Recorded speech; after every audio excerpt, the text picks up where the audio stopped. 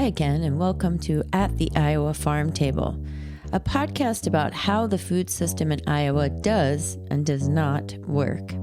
It's a production of the Iowa Food System Coalition, a group of more than 40 food and agriculture organizations from around the state. I'm Beth Hoffman. You might have heard about, or perhaps used or volunteered at, a food pantry, as Helen Bell does. She's a volunteer in the food pantry at the Des Moines Area Religious Council, or DMARC. I work here in the pantry, just helping people go through, collect their daily or monthly items. Okay. I just get the warm fuzzies when somebody says thank you so much and really mean it. Many of us have donated cans to the food bank or have gotten food from a local pantry when times were tough. But how do food banks and pantries work?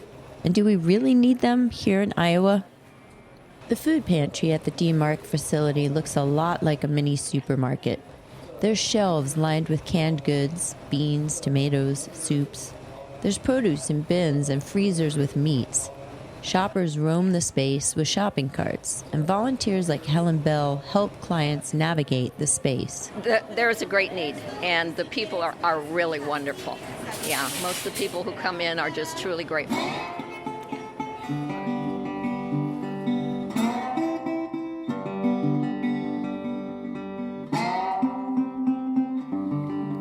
Behind the pantry, DMARC also has a huge warehouse full of food. 50 years ago, the idea came to just basically get as much food as possible out there in our community through some of these local food pantries. That's Blake Willardson, communications manager at DMARC. The group started out as a council of churches in the 1950s. Now it's an interfaith nonprofit working with groups around the Des Moines area, religious and not. And out of a church basement came this idea of a food pantry network, which is kind of something that meets something in the middle of a food bank or a food pantry. There are 14 different food pantries in the DMARC network. And like Willardson alluded to, this structure is unusual.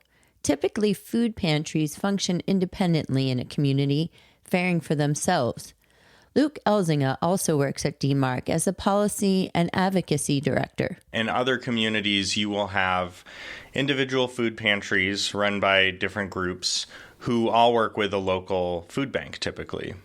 And they can get some of their food through the food bank.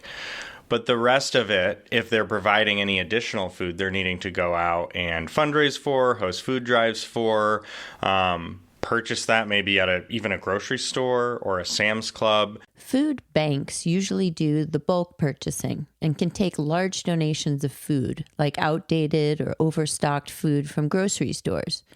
They can also buy semis worth of product through government programs or wholesalers. Those semis often supply essential foods like protein and dairy that can be expensive. The Emergency Food Assistance Program, known as TFAP, allows them to buy at a deep discount from the government.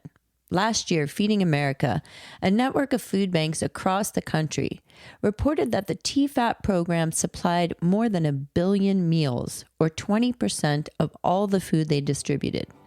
Yet despite the rising numbers of people utilizing the program, the Trump administration recently cut TFAP in half, canceling $500 million in funding. This will have an impact in Iowa. The Food Bank of Iowa services 1,400 pantries in their network, supplying about half the food pantries give out. That leaves the other half, or now more, of the food on pantry shelves coming from someplace else. DMARC helps fill the gap. Its large-scale purchasing power guarantees its 14-member pantries that they'll have the same food to offer week after week. But the network also helps in other ways, too. Again, Blake Willardson of DMARC. We're always kind of focused on collaboration. It's really in our DNA. And that's where some of the problem solving comes from. It's very interesting to look at just how the relationships with our pantries, one thing can lead to another sometimes when we're just all on the same page. One thing led to another, for example, with data collection.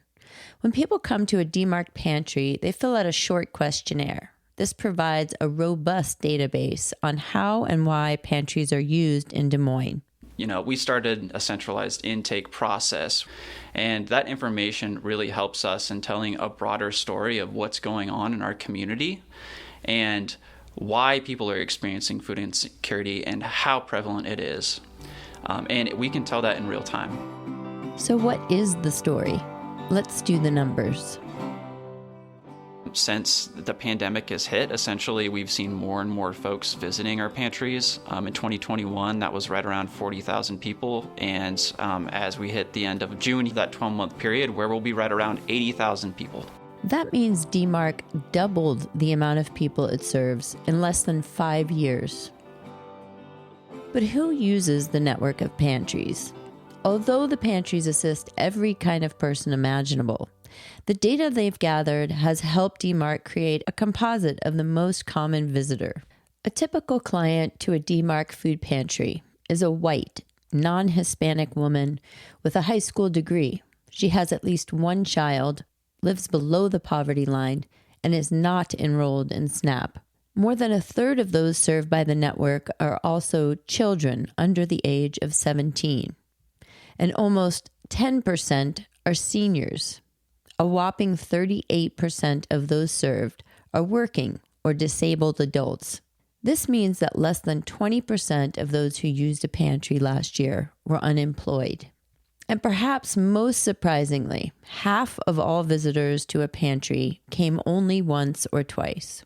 The reasoning behind that, I think we'll often find, is that it's just somebody who has hit a bump in the road. It's a major medical expense. It's a huge car repair. It's losing a job. It's a death in the family. It's all these things that you can't really anticipate coming, but are going to really set you back in life. These numbers surprised me. I honestly didn't think that so many working people were food insecure in Des Moines. SNAP, the Supplemental Food Assistance Program, now also has work requirements. Able-bodied adults without dependents are required to work or volunteer or go to job training at least 80 hours per month to qualify. The reasoning is that people shouldn't rely on the government for help and should get jobs to support themselves. But with a minimum wage in Iowa still at $7.25, working 80 hours a month would mean you would gross a whopping $580 a month, less than rent for a one-bedroom apartment in a rural town.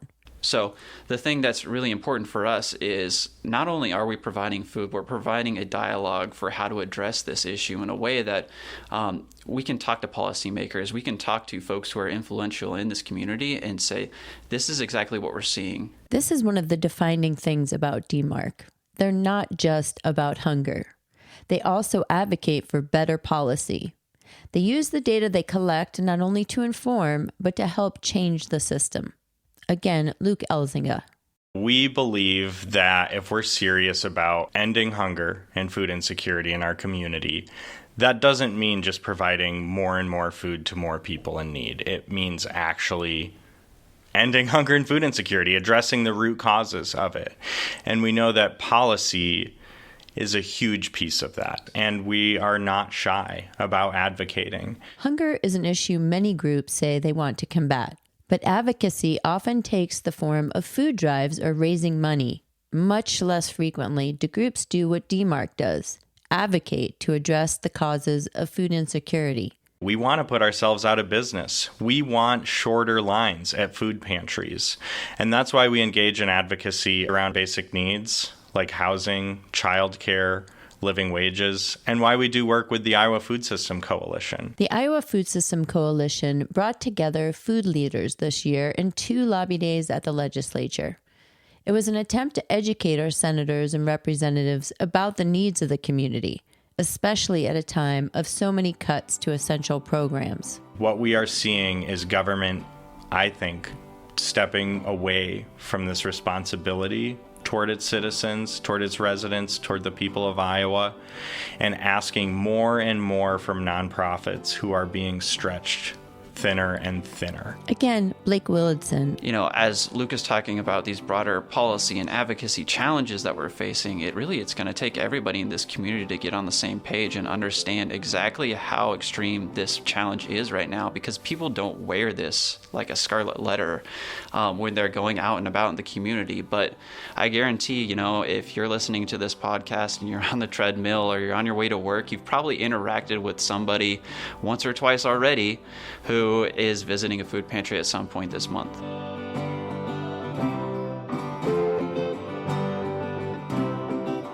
As Luke Elzinga said earlier, the goal should not be to supply more and more food to those who are hungry. It's to impact the root causes of hunger and food insecurity, issues like wages, housing, and health care, which could lower the number of people in need of assistance. But currently there's little political will to address these issues, and less money for food and programs like SNAP, intended to help those who need it, which leave places like DMARC, the Food Bank of Iowa, and thousands of pantries across the state scrambling to figure out how we can help our neighbors. Which of course is ironic. We're a farming state with some of the best soil in the world, yet 1 in 4 of us is going hungry, including many farm families. That's why cuts to federal funding for local programs like the local food purchasing program we talked about in an earlier episode is so disappointing. It paid farmers to supply food for pantries. The Choose Iowa purchasing pilot also helps get local food to those who need it, but that too is underfunded. Luckily, the Iowa Food System Coalition has partners like DMARC, who will continue to help Des Moines area pantries. The coalition will also continue to advocate for better policy and to make essential services available to everyone who needs it. For more information on DMARC programs and how you might get involved, check out our show notes for resources. And please share the podcast and information with others. Building networks of support is crucial. At the Iowa Farm Table is a production of the Iowa Food System Coalition. Much thanks to Blake Willardson, Helen Bell, and Luke Elzinga of DMARC. Mallory DeVries is the editor, and music was produced by Chris Schwartz and Lobo Loco. I'm Beth Hoffman. Thanks so much for listening.